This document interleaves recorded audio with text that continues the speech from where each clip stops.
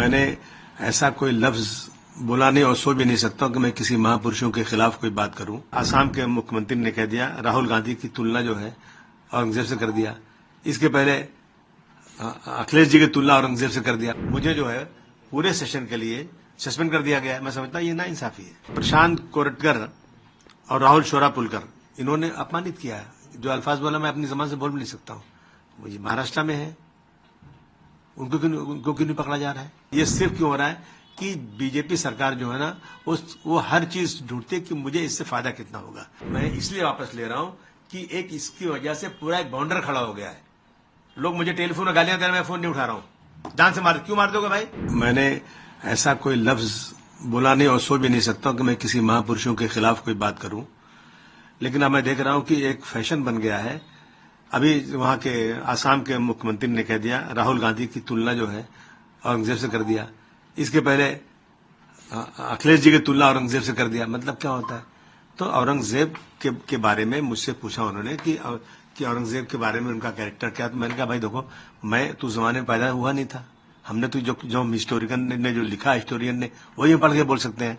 तो सतीश चंद्रा जी, Advi तुरुस्की, doctor Rajiv Dixit, doctor Ram Puniyani, Awadh ओझा, मीना भार्गव, ये सब लोगों के कागजात मेरे पास मौजूद, इसमें रखे हुए सारी चीजें, उनके स्टेटमेंट्स हैं। जो स्टेटमेंट्स हैं मंदिर के बारे में, जो डेवलपमेंट के बारे में, मैंने वही बोल दिया कि भारतवर्ष का उसका जीडीपी बहुत अच्छा था और जो है उन्होंने मंदिरों को दान भी दिया है। जो लिखा है इसमें, ऐसा नहीं मेरी मर्जी से, इसी तरह की स्टेटमेंट मैंने दिया और चला गया मैं। अब इससे एक बात है कि आपने महापुरुषों को अपमानित किया। इसमें अपमान कहाँ हुआ कि मैंने कैसे अपमान किया? मैं कभी जिंदगी में महापुरुषों का अपमान कर ही नहीं सकता हूं। मैं खुद ही हूं, असेंबली में कई बार मैंने खड़े होकर बोला है कि साहब जो लोग भी किसी महापुरुष का अपमान करते हैं उनको छोटा मोटा नहीं 10 साल की सजा होना चाहिए, क्योंकि फैशन बन चुका है ये अपमान करने का। तो मैंने कहा किया। अब उसके ऊपर मुझे जो है पूरे सेशन के लिए सस्पेंड कर दिया गया है। मैं समझता हूं ये नाइंसाफी है। देखिए प्रशांत कोरटकर और राहुल शोरापुलकर इन्होंने अपमानित किया है। जो अल्फाज बोला मैं अपनी जबान से बोल भी नहीं सकता हूं। वो महाराष्ट्र में है, उनको क्यों नहीं पकड़ा जा रहा है? मैंने तो जो चीजें बोला है वो ऑन रिकॉर्ड बोला है जो है। और अगर मैंने जो बोला है वो गलत है तो जिन लोगों ने लिखा है, जो आजकल भाषण करते फिरते हैं, उनसे क्या कार्रवाई हुई? उनसे आपने पूछा क्या कि आप कैसे गलत बातें बोल रहे हैं?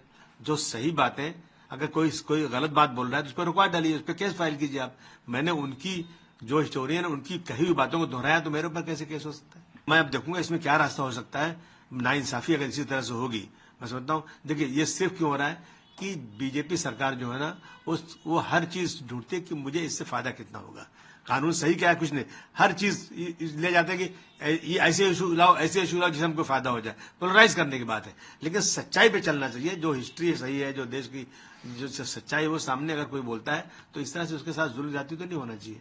नहीं, बहुत सारे लोगों ने मेरे समर्थन में बात किया है कि जो सही बातें हैं, और सही बात तो समर्थन सबको करनी चाहिए।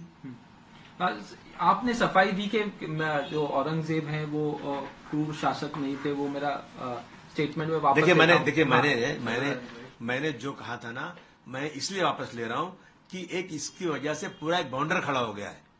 लोग मुझे टेलीफोन में गालियां दे रहे हैं, मैं फोन नहीं उठा रहा हूं। जान से क्यों मार दोगे भाई? और अभी स्पीकर साहब ने मुझे सस्पेंड कर दिया।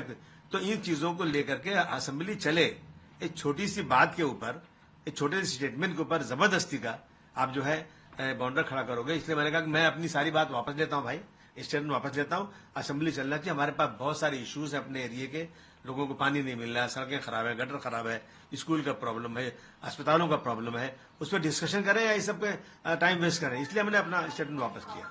सर, एक आखिरी सवाल, एमआईएम की तरफ से बयान आया कि समाजवादी पार्टी बी टीम है बीजेपी, और आपको लेके भी कहा कि उनके फेवर में बोलते हैं क्या? तो मतलब इसका मतलब हम काम करना छोड़ दें, हम असेंबली जाना ही बंद कर दें, ये काम ही बंद कर दें अगर इस तरह के इल्जाम लगाएंगे लोग। मतलब इसका मतलब अगर मैं बीटी हूँ और ये टीवी वाला जो मुझसे आगे कुछ सवाल कर रहे थे या ऑर्गेनाइज किया गया था बीजेपी की तरफ से, मेरी तरफ से, आप इंक्वायरी कर लो, मेरी ब्रेन मैपिंग कर लो, क्या सही क्या गलत है। फालतू बातें ये सब है। आपने कहा कि तबीयत भी खराब थी इसीलिए असेंबली नहीं गए, और आज इस तरह नहीं देखिए, असेंबली तो मैं कल तबीयत खराब फिर भी असेंबली जाता मैं, लेकिन इतना हंगामा था कि लोगों ने कहा मत आइए आप। और आज जो है जैसे असेंबली शुरू हुई वैसे सस्पेंशन का ऑर्डर आ गया, 2 केसेस भी हो गए।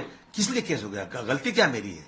मैं दुनिया से पूछना चाहता हूं मेरी गलती क्या है। मैंने हिस्टोरियन के जो हिस्ट्री में लिखा हुआ है, जो इनके बयानात हैं, जो जाकर चारों तरफ भाषण करके लोग बोलते हैं, वही बातें मैंने दोहरा दिया। वो आजादी से घूमते हैं, उनकी किताब पे कोई पाबंदी नहीं है, और मैंने वही बात बोल दिया तो मेरे ऊपर केस। CEN न्यूज, देश प्रदेश की ताजा तरीन खबरों के लिए CEN न्यूज को सब्सक्राइब करें और रहें पल पल की खबर से हर पल बाखबर।